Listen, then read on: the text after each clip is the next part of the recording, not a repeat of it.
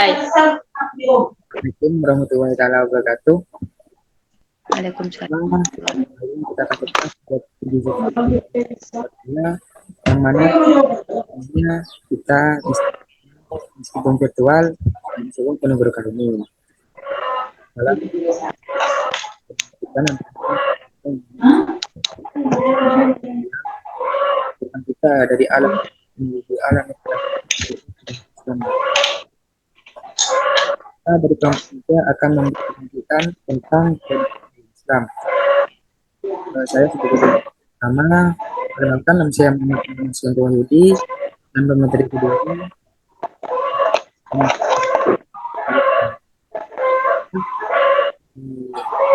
negara kali ini akan mulai pertama yaitu penyajian teori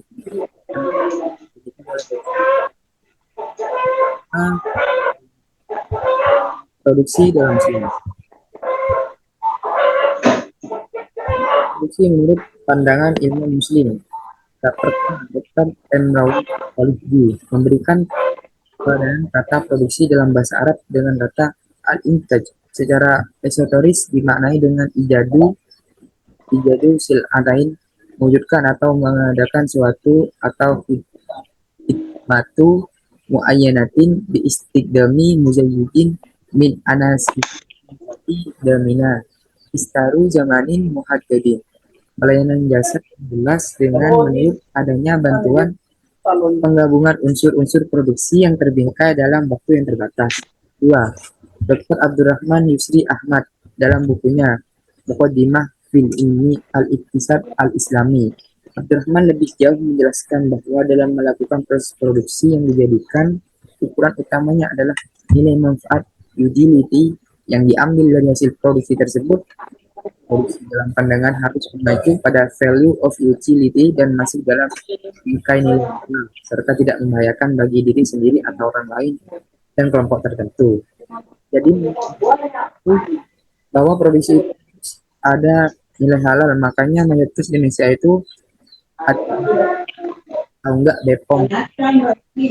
Baiklah, lanjut ke materi yang kedua, silakan. Jadi tujuan produksi dalam Islam ada 5. Yang pertama, memenuhi keperluan pribadi secara wajar.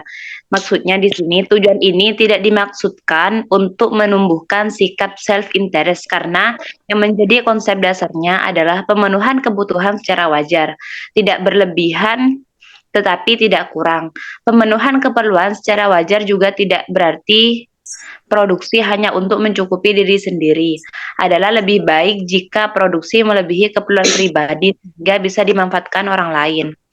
Kedua, memenuhi kebutuhan masyarakat.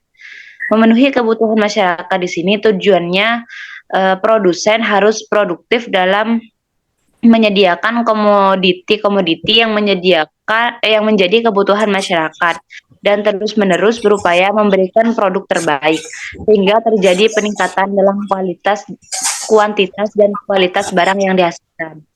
3. Keperluan masa depan, yaitu berorientasi ke masa depan berarti produsen harus terus-menerus berupaya meningkatkan kualitas barang yang dihasilkan melalui serangkaian proses riset dan pengembangan dan berkreasi untuk menciptakan barang-barang baru yang lebih menarik dan diminati masyarakat.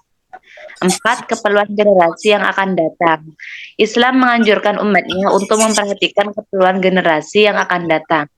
Produk boleh mengganggu keberlanjutan hidup generasi yang akan datang. Pemanfaatan input di masa sekarang tidak boleh menyebabkan generasi akan datang kesulitan dalam mengakses sumber tersebut. 5. Keperluan sosial dan infak di jalan Allah.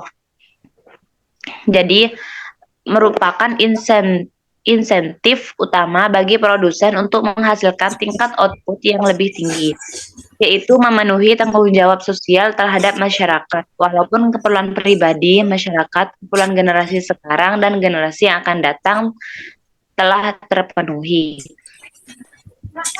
Selanjutnya adalah kesalehan dalam produksi. Teori Monterkaf yang berjudul The Islamic Economy Analysis of the Functioning of the Islamic Economic System menyebutkan bahwa tingkat kesolehan seseorang mempunyai korelasi positif terhadap tingkat produksi yang dilakukannya. Jika seseorang semakin meningkat nilai kesolehannya, maka nilai produktivitasnya juga semakin meningkat. Begitu juga sebaliknya, jika kesolehan seseorang itu dalam tahap degradasi, maka akan dipengaruhi pula pada pencapaian nilai produktivitas menurun.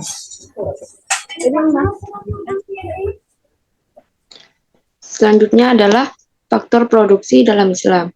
Faktor produksi ialah suatu fungsi atau persamaan yang menunjukkan hubungan antara tingkat output dan tingkat kombinasi penggunaan input.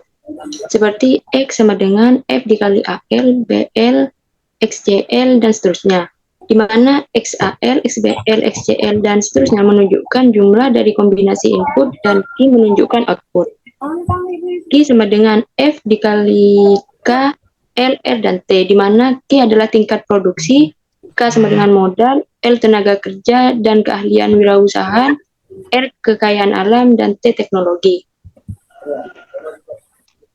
Dan selanjutnya adalah maksimalisasi laba dalam pandangan mikro-Islam.